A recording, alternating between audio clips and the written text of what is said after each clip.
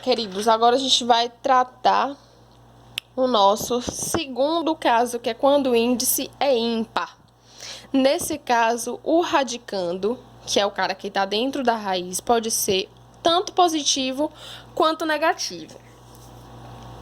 Ora, como assim? Somente nesse caso, no caso em que o índice é ímpar, a gente pode ter casos como esse daqui, ó. A raiz de uma coisa negativa. Por quê? Olha só. Nesse exemplo aqui, a gente tem raiz cúbica de -8. O que é isso? Eu tenho que encontrar um número que elevado ao cubo dê um número -8. Nesse caso, deu um número -2. Por quê? Porque -2 ao cubo é -2 vezes -2 vezes -2. Menos vezes menos dá mais. Mais vezes menos dá menos. Então, aqui o nosso sinal. Agora, 2 vezes 2, 4 vezes 2, 8. Tudo bem? Aqui embaixo, por exemplo, ó, a gente tem raiz quinta de -3.125. Isso deu o número -5. Por quê? Quando eu elevo esse número -5 à quinta potência, a gente vai ter -5 vezes -5 vezes -5 vezes -5 vezes -5. Primeiro a gente opera os sinais e por último os números. Então, menos vezes menos dá mais, mais vezes menos dá menos, menos vezes menos dá mais e mais vezes menos dá menos. Por isso o sinal apareceu negativo aqui. Agora, 5 vezes 5, 25, vezes 5, 125, 125 vezes 5, 625, e 625 vezes 5, 3.125. Deixa eu ver se tem mais exemplo aqui. Ainda não. Mas a gente pode fazer aqui. Por exemplo, aqui. Nesse exemplo aqui de cima, a gente consegue ilustrar bem o que é que está acontecendo. Esquece isso aqui de baixo. Eu quero saber quem é a raiz cúbica do número -125. Isso dá um número -5, pois -5 elevado ao cubo é -5 vezes -5 vezes -5, que dá -125. Por exemplo, raiz cúbica de -1. Isso daqui é o próprio número -1, pois -1 menos 1 ao cubo é igual a -1 vezes -1 vezes -1. Menos vezes menos dá mais, mais vezes menos dá menos. 1 vezes 1 dá 1 vezes 1, 1. Agora, por exemplo, raiz cúbica de -64. Isso daqui vai dar um número que, quando eu elevar a terceira potência, deu o número -64. Esse número é o número -4. Pois -4 elevado ao cubo é -4 vezes -4 vezes -4. Menos vezes menos dá mais, mais vezes menos dá menos. 4 vezes 4, 16. 16 vezes 4, 64.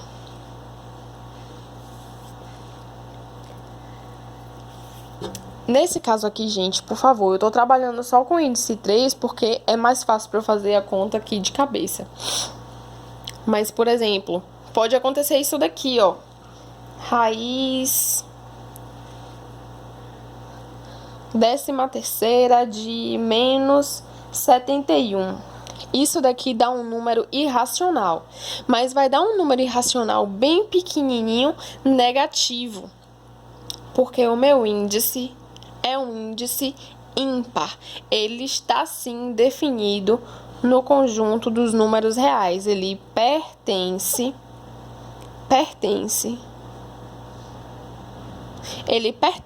ao conjunto dos números reais.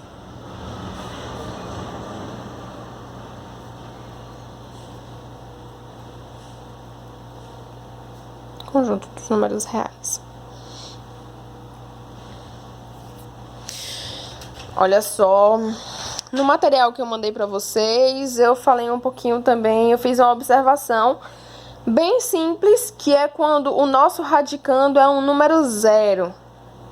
Quando a gente tem a raiz do número zero, não importa quem seja o índice, o resultado dá sempre o próprio número zero, tudo bem? Depois disso, eu passei uma atividade bem de levezinha para vocês, e depois falei sobre propriedades de radical.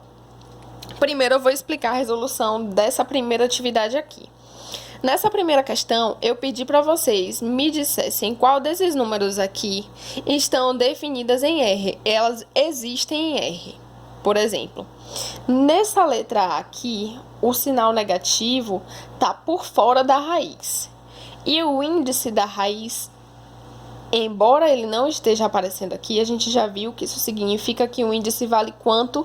2. Como o sinal negativo está fora da raiz, então esse número aqui, ele pertence sim ao conjunto dos números reais, tudo bem? Agora, nessa letra B aqui, por exemplo, tem a raiz, não aparece número aqui nenhum, tá vendo?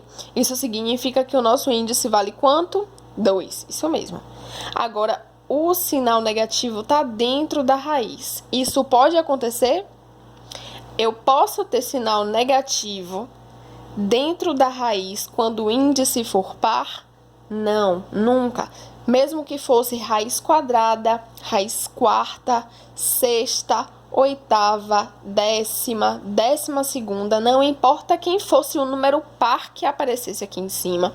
Se tiver um sinal negativo dentro da raiz, isso não existe. Então, isso daqui não pertence aos reais. Esse exemplo C aqui, ó, raiz décima de zero. A gente já viu aqui em cima na observação que vale zero, né? Então, isso também pertence ao conjunto dos números reais. Nesse exemplo aqui, que eu dei a vocês, a gente até calculou o item D da atividade, a raiz cúbica de menos 125. Deu o número menos 5, né? Porque menos 5 ao cubo dá menos 125. Então, isso daqui também pertence ao conjunto dos números reais. Agora, olha o caso que a gente estava falando. A gente tem uma raiz com índice par e um radicando negativo. Isso pode acontecer? Não. Se não pode acontecer, então isso não pertence ao conjunto dos reais. Aqui, da mesma forma, raiz quadrada, índice par e radicando negativo. Pode acontecer?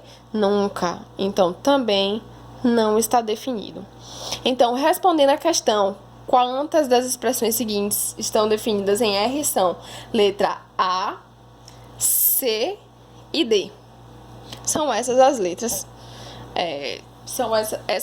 Essa é a resposta da primeira questão. Questão 2. Quais dos números a seguir têm raiz quadrada? Se o índice da nossa raiz for par, o nosso radicando tem sempre que ser positivo. Então, a gente pode descartar todo mundo que for negativo, né? Nesse caso aqui, não pode, não pode, não pode e não pode. Então, os números a seguir que têm raiz quadrada em R, que estão definidas e pertencem, são a letra A, a letra D de dado, E de elefante, G de gato e I de igreja. Essa é a resposta da questão 2.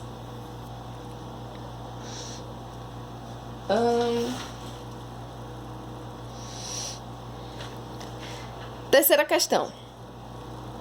Quando A é igual a 10, B é igual a 21 e C é igual a 8, a expressão raiz quadrada de B ao quadrado menos 4AC é definida em R, qual o valor dessa expressão? O que é que você tem que fazer? No lugar de B, você tem que substituir o valor que eu dei, no lugar de A também e no de C também.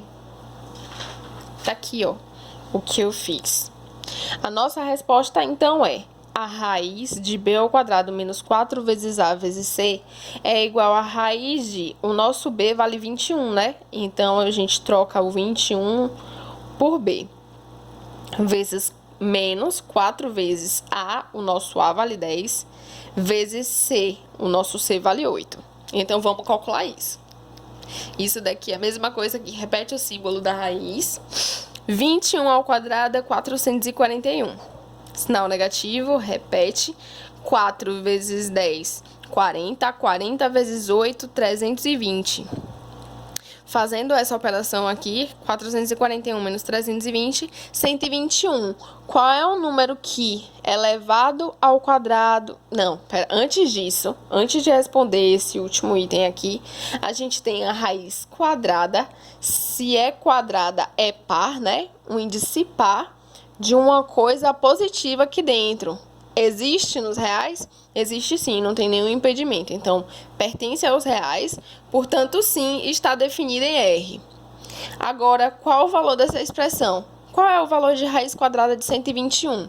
É aquele número que, quando eu elevo ao quadrado, dá um número 121.